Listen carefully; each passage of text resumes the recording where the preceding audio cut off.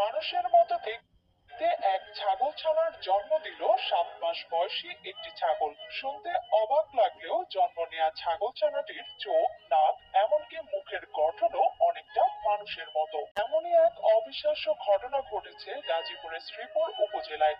আবদার উত্তর পাড়ার গৃহিণী 35 বছর বয়সী মোমেনা আক্তার ছোটবেলা থেকেই ছাগল ভালোবাসতেন। নিজের হাতে দুটি ছাগল লালন পালনও করেছেন তিনি। কিন্তু গত শনিবার বিকেলে তার একটি ছাগল দুইটি বাচ্চার মধ্যে একটি মানুষের মুখের আকৃতির ছাগল ছানার প্রসব করে। দুইটা একটা পুরো ফার্মের মতো হয়েছে, একটা মাছের মতো মতো হয়েছে। মানুষের আকৃতি মাথা এই নিচে দেখলাম কলার উপস্থিত মানুষের আকৃতি আর তো আর গোড়া মানুষ চোখে যা দেখতে পাই। চোখ, নাক, এমনকি মুখের গঠন সবকিছুই মানুষের সাদৃশ্য খুঁজে পেয়েছেন উপস্থিত লোকজন। সেই সাথে অদ্ভুত এই দৃশ্য দেখে হতবাক হয়েছেন সবাই।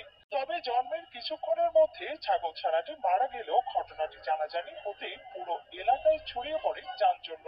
এমন বিরল ঘটনার সাক্ষী হতে দূর দূরান্ত থেকে মোমেনা আক্তারের বাড়িতে ভিড় করছেন কৌতূহলী মানুষ। স্থানীয়দের মতে এটি আল্লাহর নিদর্শন, আবার কেউ বলছেন প্রকৃতির এক অস্বাভাবিক চিহ্নিত পরিবর্তন। মানে আল্লাহ আল্লাহ তো অনেক কিছু করতে পারে।